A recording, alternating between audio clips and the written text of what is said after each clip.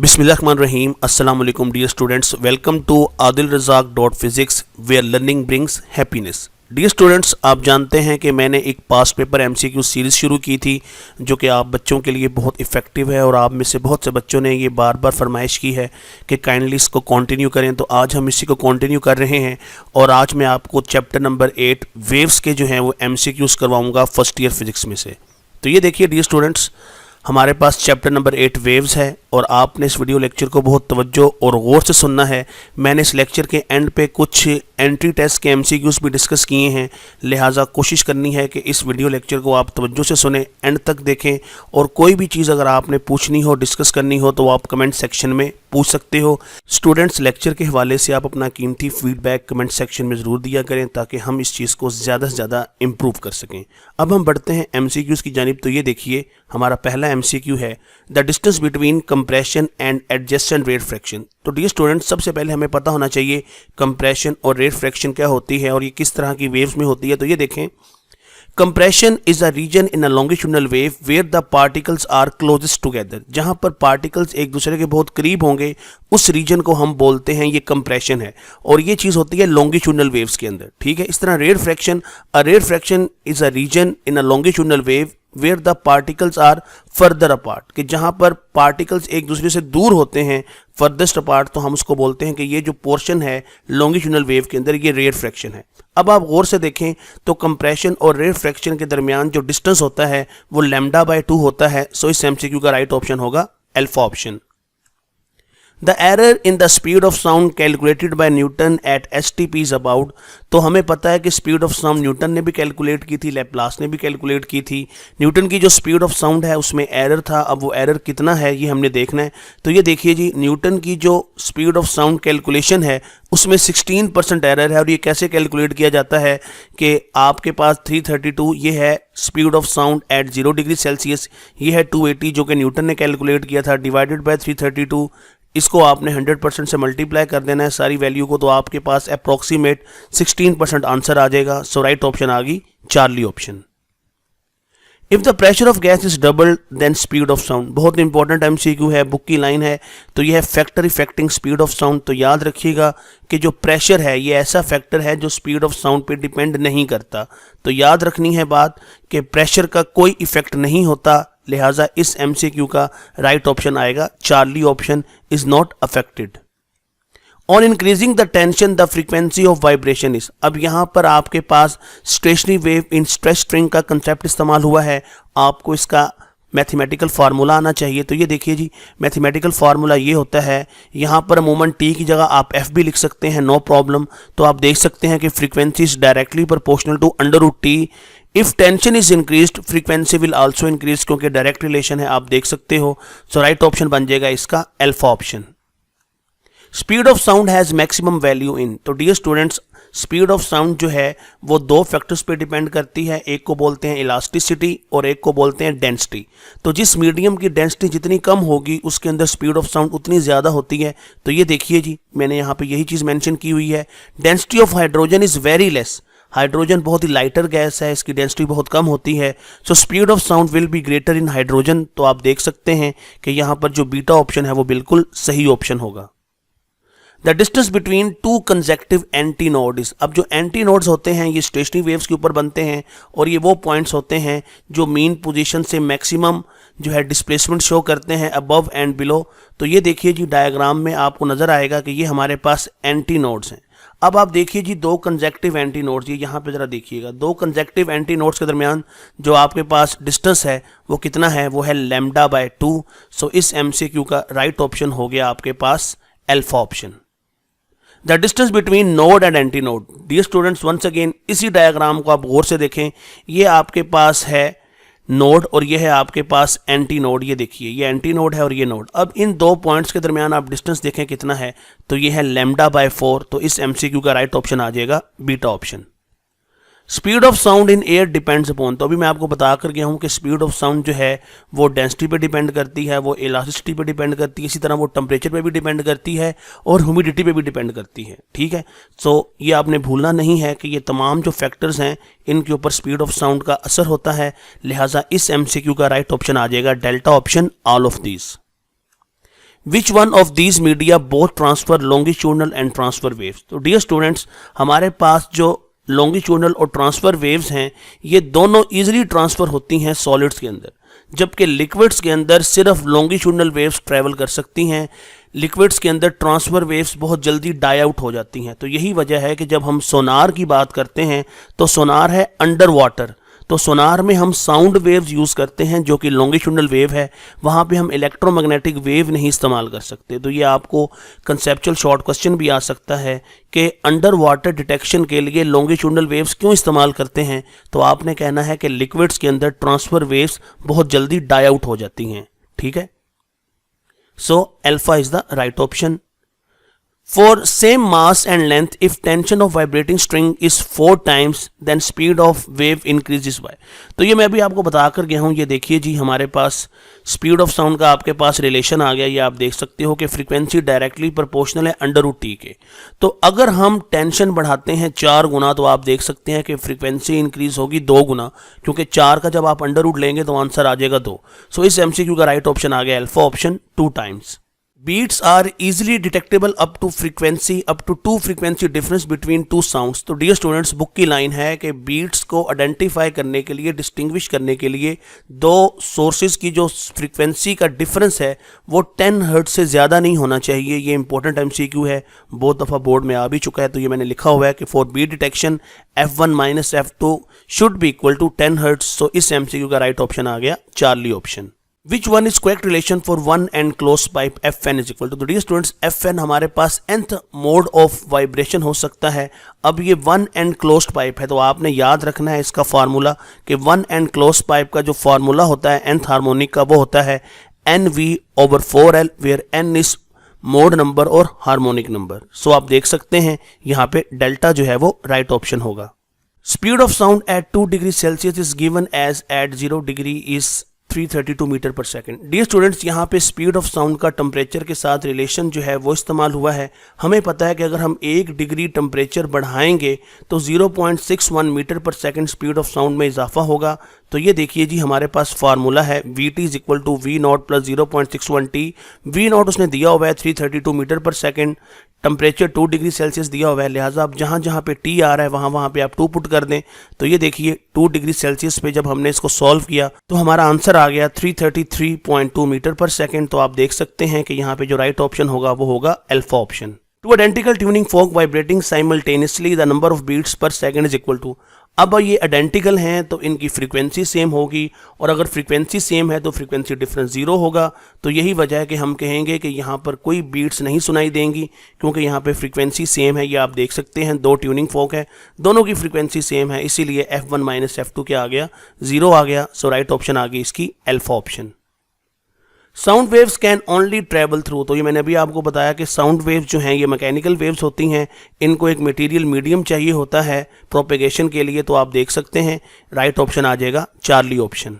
Laplace formula for velocity of air. तो dear students, speed of sound वाले topic में आप पढ़ चुके हैं कि लैपलास का जो फार्मूला है वो है V is equal to √γp/ρ। आप देख सकते हैं, जबकि यहाँ पर जो गैमा है ये Cp - Cv होता है, ये कांस्टेंट है। और लैपलास ने जो स्पीड ऑफ साउंड कैलकुलेट की थी वो थी 333 मीटर पर सेकंड। सो राइट ऑप्शन यहाँ पे होगा बीटा ऑप्शन। तो ये आपको मैथमेटिकल फार्मूला आना चाहिए। In stationary wave particle velocity at node is. तो ये याद रखिएगा कि नोड वो पॉइंट होते हैं स्टेशनरी वेव के ऊपर जिनकी वेलोसिटी 0 होती है, जो 0 डिस्प्लेसमेंट शो करते हैं। तो ये देखिए, ये आपके पास ये नोड्स पॉइंट है, इन्होंने हमेशा रेस्ट पे रहना होता है, इन्होंने कोई डिस्प्लेसमेंट शो नहीं करनी होती। सो राइट ऑप्शन आ जाएगा Charlie option. When two note of F1 and F2 and F1 greater than F2 then frequency of beat is। तो आप जानते हैं, मैंने भी आपको बताया कि बीट फ्रीक्वेंसी क्या होती है, difference of frequency F1 - F2। तो आप देख सकते हैं यहाँ पे राइट ऑप्शन आ जाएगा alpha option. How much velocity of sound changes when rise of 1 degree Celsius temperature. तो मैं आपको पीछे बता के गया हूं कि जब भी आप 1 डिग्री टेम्परेचर चेंज करेंगे तो speed of sound 0.61 metre per second के फैक्टर से इंक्रीज कर जाएगी। सो राइट ऑप्शन आ गया इसका हमारे पास बीटा ऑप्शन। ये आप डिटेल में इसकी एक्सप्लेनेशन भी देख सकते हो। Speed of sound at 20 degree Celsius is given as at 0 degree Celsius is 332 metre per second. Same वही कंसेप्ट है कि आपने ये बताना है कि अगर 1 डिग्री टेम्परेचर बढ़ेगा तो 0.61 मीटर पर सेकंड होगा। तो यहाँ पे 20 डिग्री है, तो ये देखिए फार्मूला यूज़ करें, वैल्यूज़ पुट करें, सॉल्व करें तो आपके पास आंसर आ जाएगा 344.2 मीटर पर सेकंड। सो राइट ऑप्शन आ गया beta option. Number of node between two consecutive anti nodes. तो ये देखिए यहाँ पर एक स्टेशनरी वेव मैंने बनाई हुई है, ये आप देख सकते हो इस तरह से। अब ये नोड है, ये भी नोड है, ये भी नोड है, और ये एंटी नोड, ये भी एंटी नोड। अब गौर से देखिए, उसने कहा है number of node between two consecutive anti node. अब ये एक एंटी नोड है और अगला कंसेक्टिव एंटी नोड ये है। तो दो कंसेक्टिव एंटी नोड्स के दरमियान आप देखें कितने नोड्स आ रहे हैं, तो एक नोड आ रहा है सिर्फ। सो इस एमसीक्यू का राइट ऑप्शन होगा alpha option. Periodic alteration between sound of maximum and minimum loudness is called। तो dear student, it's a standard definition of beats. तो ये आप देख सकते हैं कि बीट्स क्या होती हैं कि जब आपके पास दो स्लाइटली डिफरेंट फ्रीक्वेंसी की जो है वेव्स आपस में इंटरफेरेंस करती हैं तो उससे एक पीरियोडिक अल्टरेशन पैदा होती है लाउडनेस के अंदर। तो इस फिनोमिना को हम बीट्स बोलते हैं। सो राइट ऑप्शन आ गया beta option. To monitor blood flow ultrasonic waves of frequency are use. तो डियर स्टूडेंट, ये एमसीक्यू बुक की साइड इन्फॉर्मेशन से लिया गया है। आपने बुक की सारी साइड इन्फॉर्मेशन को अच्छी तरह से देखना है, उनको अंडरलाइन करना है, क्योंकि बाज़ औक़ात एग्जामिनर यहाँ से भी एमसीक्यू देता है और उसकी मिसाल आपके सामने है। तो ये देखिए जी, ये बुक में यहाँ से लिया गया है। Do you know The Doppler effect can be used to monitor blood flow through major arteries. Ultrasound waves of frequencies 5 MHz to 10 MHz are directed towards the artery and the receiver detect the back scattered signal। तो ये देखिए जी, अब आपके पास जो right option आ जाएगा वो आ जाएगा alpha option 5 MHz to 10 MHz। Density is increase 4 times then speed of sound. तो देखिए जी, स्पीड ऑफ साउंड जो है वो इन्वर्सली प्रोपोर्शनल है स्क्वायर रूट ऑफ डेंसिटी के। तो अगर आप डेंसिटी 4 गुना बढ़ाएंगे तो स्पीड ऑफ साउंड जो है वो डिक्रीज हो जाएगी 2 times। तो आप देख सकते हो राइट ऑप्शन आ गया beta option. A set of frequencies which is the multiple of fundamental frequencies called. तो ये इंपॉर्टेंट सवाल भी है और एमसीक्यू भी है कि इस तरह की फ्रीक्वेंसीज को हम बोलते हैं हार्मोनिक सीरीज, और जब हम इनका सेट ले लें तो ये होता है सेट ऑफ हार्मोनिक सीरीज। तो ये देखिए जी, for stationary waves Fn is equal to F1 2F1 3Fn and up to so on the set of quantized frequencies. Quantized बोलते हैं फिक्स, अब ये चेंज नहीं हो सकती, okay, which are multiple of fundamental frequency are known as harmonic series. तो important MCQ है, short question भी आ सकता है, इसको अच्छी तरह से नोट कीजिएगा। राइट ऑप्शन आ गई हमारे पास beta option. The ratio CP over CV for diatomic gases. तो वंस अगेन जी, बुक की साइड इन्फॉर्मेशन को यूज़ किया गया है। ये देखें जी, यहाँ पर एक टेबल बना हुआ है, तो टाइप ऑफ गैस और ये आपके पास गैमा जो कांस्टेंट मैंने आपको बताया है। तो देखिए जी, डायटोमिक गैस के लिए इसकी वैल्यू है 1.40। तो आप देख सकते हैं कि यहाँ पे जो चार्ली ऑप्शन है वो बिल्कुल सही ऑप्शन है। The point of maximum displacement on a stationary wave is called. तो मैं अभी आपको बता कर गया हूँ, ये देखिए जी, ये हमारे पास एक स्टेशनरी वेव है। तो जो हमारे पास मैक्सिमम डिस्प्लेसमेंट वाले पॉइंट्स हैं वो आप देख सकते हैं कि उनको हम बोलेंगे anti nodes. So right option आ गया beta option. The fixed end of a vibrating strings are. तो ये देखिए जी, जो फिक्स एंड होते हैं हमारे पास, ये दो आप देख सकते हैं, ये फिक्स एंड हैं। तो फिक्स एंड पे हमेशा नोड्स बनते हैं, ठीक है। तो ये आपने बाय डिफ़ॉल्ट याद रखना है, the fix end of a vibrating string are nodes. तो राइट ऑप्शन आ गया इसका beta option. The string of length L fixed at both ends is vibrating in 2 segments the wavelength of wave is. अब देखिए यहाँ पर जो काम की चीज़ है वो है 2 segments। तो 2 segments का मतलब होता है यहाँ पे जो हार्मोनिक या मोड नंबर है वो 2 है। ये काम की बात है, इसी को आपने याद रखना है, ठीक है। तो ये देखिए जी, जनरली हमारे पास जो है जो लैम्डा n का फार्मूला होता है वो होता है 2L/n, जबकि n होता है मोड नंबर। अब यहाँ पे n क्या दिया हुआ है 2। अब यहाँ पे पुट करें 2L/2, तो 2 से 2 कट गया, लैम्डा 2 किसके इक्वल आ गया L के।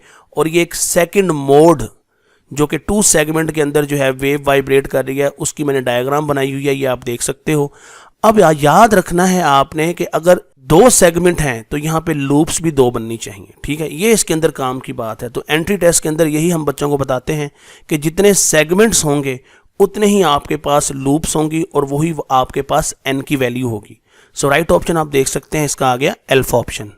The wavelength of stationary wave produced in a string of length L in first mode of vibration will equal। अब देखें जी फर्स्ट मोड की बात की है, मतलब n इज इक्वल टू 1 है, तो ये देखिए जी जनरल फार्मूला हमारे पास आ गया 2L/n। अब n मोड नंबर है और फर्स्ट है तो n को आप 1 ले लें तो लैम्डा 1 आ गया 2L के इक्वल। डी स्टूडेंट्स, इसका जो राइट ऑप्शन बनेगा वो बनेगा Charlie option.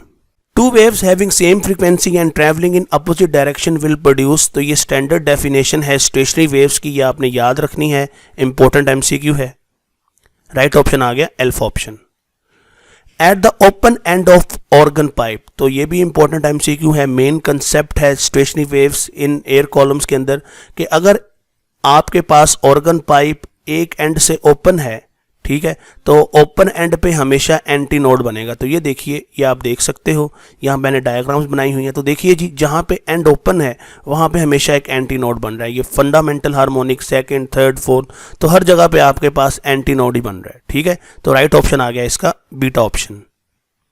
A stationary wave is established in a string which vibrates in 4 segments. अब 4 सेगमेंट का मतलब क्या है कि n की वैल्यू 4 है, ठीक है जी, फोर्थ मोड की बात हो रही है और उसकी फ्रीक्वेंसी दे दी है 120 हर्ट्स। इट्स फंडामेंटल फ्रीक्वेंसीज, तो वंस अगेन देखें जी, हमने कहा F4 120 हर्ट्स है, 4 सेगमेंट मींस के फोर्थ हार्मोनिक है, तो generally Fn is equal to NF1 as n is equal to 4, तो F4 आ गया 4F1 के। F1 के लिए आप क्रॉस मल्टीप्लाई करें तो ये बन गया F1 is equal to F4/4, solve कर लिया तो आंसर आ गया 30 हर्ट्स। तो आप देख सकते हैं कि राइट ऑप्शन बनेगा इसका beta option. The speed of sound in air would become double than its speed at 20 degree Celsius. Important MCQ है, MDCAT का एमसीक्यू है, इससे रेलेवेंट एक एग्जांपल भी दी हुई है बुक के अंदर, लेकिन मैं आपको बहुत ही आसान और शॉर्टकट तरीके से ये सिखाऊंगा। तो ये देखिए जी, इस तरह के सवालों को करने का शॉर्टकट है आपके पास T2 is equal to n² T1। अब जो T2 है ये नया टेम्परेचर होता है, T1 गिवन टेम्परेचर होता है और n होता है नंबर। आपको सवाल के अंदर नंबर दिया जाएगा, नंबर यहाँ दिया है बिकम डबल, मतलब n की वैल्यू यहाँ पे 2 है, ओके। अगली इंपॉर्टेंट बात कि यहाँ टेम्परेचर डिग्री सेल्सियस में दिया है, आपने इसको केल्विन में लाजमी कन्वर्ट करना है, ठीक है। तो केल्विन में कन्वर्ट किया, ये आ गया 293। n की वैल्यू आपके सामने 2 है चूँकि डबल है। पुटिंग वैल्यूज़, जब आपने वैल्यूज़ पुट की तो आपके पास आंसर आ गया 1172 केल्विन। अब आप गौर से देखें, ऑप्शन में 1172 केल्विन नहीं है, हालांकि डिग्री सेल्सियस है। बच्चे यहाँ पे गलती क्या करते हैं कि वो 1172 देख के यहाँ पे निशान लगा देंगे, जो कि गलत होगा, क्योंकि यहाँ पे केल्विन है और यहाँ पे डिग्री सेल्सियस है, तो ये गलती नहीं करनी है आपने। अब आपको उसने जान के तंग किया हुआ है और वो चाहता है कि आप गलती करें, तो आपने गलती नहीं करनी, आपने यहाँ पे देखना है कि केल्विन है और वहाँ पे डिग्री सेल्सियस है, लिहाजा आपने इसको डिग्री सेल्सियस में जब कन्वर्ट किया तो आपका आंसर आ गया 899 डिग्री सेल्सियस, जो डेल्टा ऑप्शन में मौजूद है। यही वजह है कि इसका राइट ऑप्शन चार्ली नहीं डेल्टा होगा। Two forks of frequencies 260 Hz and 257 Hz are sounded together। Number of beats बतानी है, तो हमें पता है number of beats difference of frequency होती है, तो आप देख सकते हो 260 माइनस 257, तो 3 बीट्स जो हैं वो आपको सुनाई देंगी। राइट ऑप्शन आ गया Charlie option. The stationary wave consist of, तो एक स्टेशनरी वेव जो है वो नोड्स एंड एंटी नोड्स के ऊपर मुश्तमिल होती है, ये स्टैंडर्ड डेफिनेशन है, ये आप देख भी सकते हो कि एक स्टेशनरी वेव है, इसमें नोड्स और एंटी नोड्स हैं। सो राइट ऑप्शन आ गया इसका Charlie option. The pitch of sound depends upon, अब ये एक ऐसा एमसीक्यू है जिसमें बहुत से लोगों को गलत फहमी है और बच्चे इस एमसीक्यू को गलत करते भी हैं। जो पिच ऑफ साउंड है ना, पिच ऑफ साउंड हमेशा डिपेंड करती है फ्रीक्वेंसी के ऊपर, याद रखिएगा। पिच ऑफ साउंड, पिच का मतलब ये नहीं होता कि आवाज़ कितनी ऊंची है, पिच का मतलब होता है कि आवाज़ कितनी तीखी है, तेज़ आवाज़, श्रिलनेस हम इसको बोलते हैं, ओके। तो ये देखिए जी, ये एक हाई फ्रीक्वेंसी है, हाई पिच, ये एक लो फ्रीक्वेंसी, लो पिच है। यहाँ पे मैंने बताया भी है कि pitch of sound depends on frequency while loudness depend upon amplitude. अगर मैं ऊंचा बोलूँगा तो वो लाउडनेस है, वो मेरा एम्पलीट्यूड बढ़ जाएगा, लेकिन अगर मैं तेज़ तेज़ बोलता हूँ तो वो पिच ऑफ साउंड पे डिपेंड करेगा, ओके। सो राइट ऑप्शन आ गया यहाँ पे delta option. The basic principle of beats is, तो बीट्स दर हकीकत आप जानते हैं कि ये एप्लीकेशन है interference of two waves of slightly different frequency travelling in a medium in same direction. So right option आ गया इसका alpha option.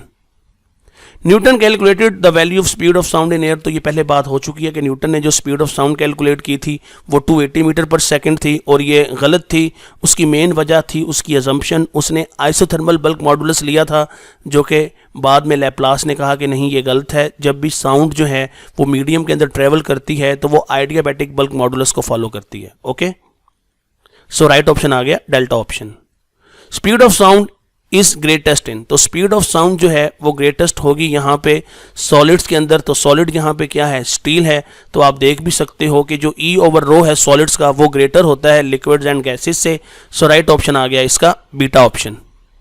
Half wavelength corresponds to, बहुत इंपॉर्टेंट एमसीक्यू है और ये आता भी होता है। तो ये देखिए जी, सबसे पहले आपने एक वेव को इस तरह से समझना है, ये एक वेव है, ठीक है। यहाँ पर आपके पास जो एंटी नोड वाला, ये हम कहते हैं जी हाईएस्ट पॉइंट वाला है, यहाँ पे एंगल देखें कितना है, π/2 या 90 डिग्री। यहाँ पे आ जाएं, यहाँ पे है पाई 180 डिग्री। अब यहाँ से लेके यहाँ तक का जो डिस्टेंस है ये हाफ वेवलेंथ है। तो हाफ वेवलेंथ अब किसको क्रॉसपॉन्ड कर रही है, 180 डिग्री को। ये देखें, समझाने के लिए मैंने इसको ऐसे यूज़ किया हुआ है कि ये λ/4 पे है 90, λ/2 पे है 180 और पूरा जो 1 वेवलेंथ है वो होता है 2 पाई, जो कि होता है 360 डिग्री के इक्वल। तो आपने ये 3 MCQ नोट कर लेने हैं आज कि λ/4 होता है 90 डिग्री के, जो कि होता है π/2 रेडियन। λ/2 हाफ वेवलेंथ ये क्रॉसपॉन्ड करती है 180 डिग्री, जो कि होती है पाई रेडियन। और लैम्डा जो कंप्लीट वेवलेंथ होती है ये 360 डिग्री के इक्वल होती है, जो कि इक्वल होती है 2 पाई रेडियन के। तो हमसे हाफ वेवलेंथ पूछी गई थी, तो राइट ऑप्शन आ जाएगा इसका Charlie option. What is the value of beta in expression Vt is equal to V not plus beta T. तो ये देखिए जी, आपकी बुक की ही लाइन है, ये इक्वेशन वहां लिखी हुई है बुक के अंदर, where beta is the coefficient of volume expansion of the gas for all gases its value is about 1/273। तो आपके पास राइट ऑप्शन आ गया यहाँ पे beta option. If 20 waves are passing through a medium in 1 second with speed 20 metre per second, the wavelength is। Important MCQ है, board में 2-3 दफ़ा आया भी है, ध्यान से समझिएगा। ये देखें जी, गिवन क्या है, गिवन है वेलोसिटी जो कि है 20 मीटर पर सेकेंड। फ्रीक्वेंसी क्या होती है, फ्रीक्वेंसी होती है number of waves, number of cycles, आप इसको जो भी कहें, नंबर ऑफ वेव्स पासिंग किसके अंदर, किसी टाइम पीरियड के अंदर, डिवाइडेड बाय टाइम पीरियड। अब यहाँ पे कितनी नंबर ऑफ वेव्स हैं, 20, कितनी देर में, 1 सेकंड में, लिहाजा यहाँ फ्रीक्वेंसी आ गई 20 हर्ट्ज। इस MCQ में यही काम की चीज़ थी कि उसने आपको फ्रीक्वेंसी दी नहीं हुई थी, आपने फ्रीक्वेंसी खुद बनानी थी इस फार्मूले को यूज़ करके। अब v is equal to F lambda है, आपने वेवलेंथ निकालनी है, वेलोसिटी भी है, फ्रीक्वेंसी भी है, पुट किया तो वेवलेंथ आ गई 1 मीटर। सो राइट ऑप्शन बन गया इसका बीटा ऑप्शन। तो इस तरह के सवालों को आपने अच्छी तरह से देखना है, ये बोर्ड पॉइंट ऑफ व्यू के लिए बड़े इंपॉर्टेंट होते हैं। A standing wave pattern is formed when length of string is। once again जी, बुक की साइड इंफॉर्मेशन से सवाल उठाया गया है, बहुत इंपॉर्टेंट सवाल है और ये चीज़ शॉर्ट क्वेश्चन में भी आ सकती है। तो देखिए जी, मेन कंसेप्ट क्या है ये देखनी है आपने, बुक के ऊपर इसको जाके स्टार लगाना इंपॉर्टेंट है ये। A standing wave pattern is formed when the length of string is an integral multiple of half wavelength. याद रखना है कि स्टैंडिंग वेव पैटर्न हमेशा तब आएगा जब आपके पास जो लेंथ ऑफ स्ट्रिंग है वो इंटीग्रल मल्टीपल होगी किसकी, हाफ वेव लेंथ की, otherwise no standing wave is formed. तो ये शॉर्ट क्वेश्चन मैं ऐसे भी देता होता हूँ कि what is the necessary condition to produce standing wave pattern. तो आपने कहना है कि जो लेंथ ऑफ स्ट्रिंग है it should be integral multiple of half wave length. तो देखिए जी, अब राइट ऑप्शन आ गया आपके पास alpha option. In organ pipe primary driving mechanism, once again जी बुक की साइड इंफॉर्मेशन है, इसी पेज पे नीचे करके दी गई है, ये आप देख सकते हैं। In an organ pipe the primary driving mechanism is wavering. ठीक है जी, तो आपके पास राइट ऑप्शन आ गया इसका बीटा ऑप्शन। डॉल्फिन है फ्रीक्वेंसी रेंज ऑफ हेयरिंग। तो ये भी जी बुक की साइड इंफॉर्मेशन है, एक टेबल बना हुआ है, इस टेबल में ये तमाम वैल्यूज़ को आपने याद करना है। अब आप देख सकते हैं कि जो डॉल्फिन है इसकी रेंज कितनी है, 150 हर्ट्ज से आप देख सकते हैं 1,50,000। तो आपके पास राइट ऑप्शन आ गई इसकी अल्फा ऑप्शन। डियर स्टूडेंट्स, अब ये कुछ MCQ एंट्री टेस्ट के हैं, ज़रा इनको गौर से देखिएगा। ये 5 MCQ मैंने आपके लिए जो है यहाँ पे रखे हुए हैं प्रैक्टिस करवाने के लिए, न्यूमेरिकल बेस्ड। तो इनको भी अच्छी तरह से आपने देखना है और यहाँ पे ख़ास तवज्जो चाहिए आपकी। A sound wave of frequency 400 hertz is travelling in air at a speed of 320 metre per second. The difference in phase between 2 points on a wave 0.2 metre apart in the direction of travel is. अब यहाँ पर जो concept इस्तेमाल हुआ है वो है phase difference between 2 points moving on a wave. ठीक है, तो ये देखिए जी, the wavelength of sound wave, सबसे पहले आपने वेवलेंथ निकालनी है। ठीक है, तो वेवलेंथ कैसे निकलेगी, speed of wave, frequency of wave, तो आपके पास वेवलेंथ आ गई 0.8 मीटर। अब आपने यहाँ पे फार्मूला यूज़ करना है, डेल्टा फाई क्या होता है, 2 पाई x ओवर लैम्डा। ठीक है जी, 2 पाई एक्स ओवर लैम्डा, तो यहाँ पे आप देख सकते हैं कि at 0.2 metre apart the phase difference is given by, तो यहाँ पे आप इसको सॉल्व कर लें वैल्यूज पुट करके, तो आपके पास जो फेज डिफरेंस आ जाएगा वो आ जाएगा π/2 रेडियन। ओके, इस फार्मूले को गौर से देखिए, सवाल इंपॉर्टेंट है, इस तरह का बोर्ड में भी आ सकता है और MD-CAT में तो आना ही आना होता है। सो राइट ऑप्शन आ गई इसकी beta option. An organ pipe open at both end and another organ pipe closed at one end will resonate with each other if their lengths are in the ratio of। बहुत ही important है, MD-CAT में तो ये सवाल आता ही आता है। आप कोई भी MD-CAT की बुक उठा के देख लें, उसमें प्रैक्टिस के तौर पर ये सवाल ज़रूर दिया होगा। कहानी क्या है? अब कहानी ये है कि एक ऑर्गन पाइप दोनों एंड से क्लोज है और एक एंड से जो है वो क्लोज है और वो रेजोनेट कर रहे हैं, मतलब उनकी फ्रीक्वेंसीज क्या हैं, सेम है। अब हमने उनकी लेंथ की रेशो बतानी है, तो ये देखिए, अब ये हमारे पास आ गया जी ओपन के लिए, ये आ गया हमारे पास क्लोज के लिए। फ्रीक्वेंसीज हम मैच कर रहे हैं, ठीक है। तो यहाँ पर आपने इसको आप L1 भी कर सकते हो, इसको आप L2 भी कर सकते हो, ठीक है। जब आपने इन दोनों को सॉल्व किया, V से V कट गया, ठीक है जी, ये 4 से आप 2 कट कर सकते हैं, तो L open over L close की जो लेंथ की रेशो आ जाएगी वो आ जाएगी 2:1। इंपॉर्टेंट MCQ है, नोट कर लें इसको अच्छी तरह से। और वंस अगेन मेन कंसेप्ट यहाँ पे क्या है कि आपने दोनों की फ्रीक्वेंसीज को इक्वल करके इसको सॉल्व करना है। तो आपके पास राइट ऑप्शन आ गया इसका Charlie option 2:1। The frequency of sound emitting from a source in water is 600 hertz. If speed of sound in water is 1500 metre per second, in air is 300 metre per second, then frequency of sound heard above the surface of water is।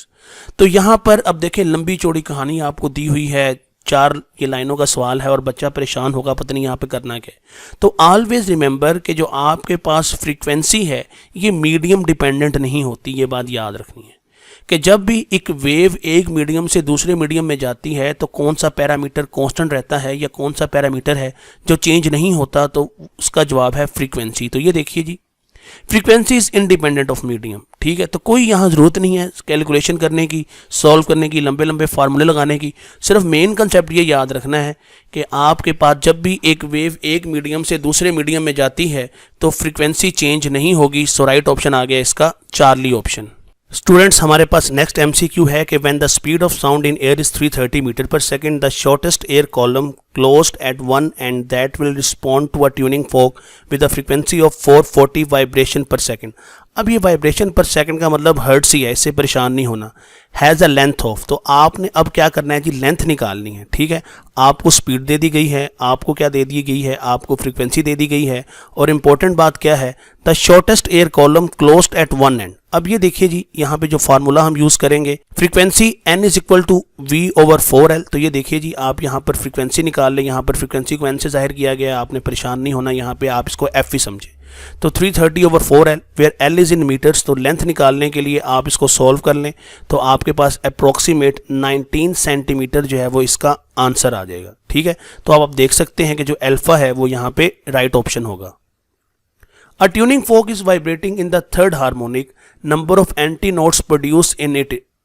Important MCQ है, देखें जी, third harmonic है, tuning fork है, तो हमने number of anti notes बताने हैं। तो यहाँ पर एक आपको शॉर्टकट फार्मूला बताऊंगा। तो ये देखिए, यहाँ पे नंबर ऑफ एंटी नोट निकालने का तरीका होता है 2n+1, वेयर जो n है ये मोड नंबर या हार्मोनिक नंबर होता है। तो देखें जी, आपके पास थर्ड हार्मोनिक है, तो आप जब इसको सॉल्व करेंगे तो आपके पास 7 एंटी नोट्स आ जाएंगे। सो राइट ऑप्शन आ गया इसका चार्ली ऑप्शन। डी स्टूडेंट्स, इसके साथ ही आज का ये वीडियो लेक्चर अपने इख्तिताम को पहुंचा। मैं उम्मीद करूंगा कि ये वीडियो लेक्चर आपके लिए बहुत हेल्पफुल रहा होगा और इससे आपके कंसेप्ट्स बहुत अच्छी तरह से बिल्ड हुए होंगे। तब तक के लिए अपना ख्याल रखिएगा, अपने चैनल का भी। अल्लाह हाफिज़, टेक केयर।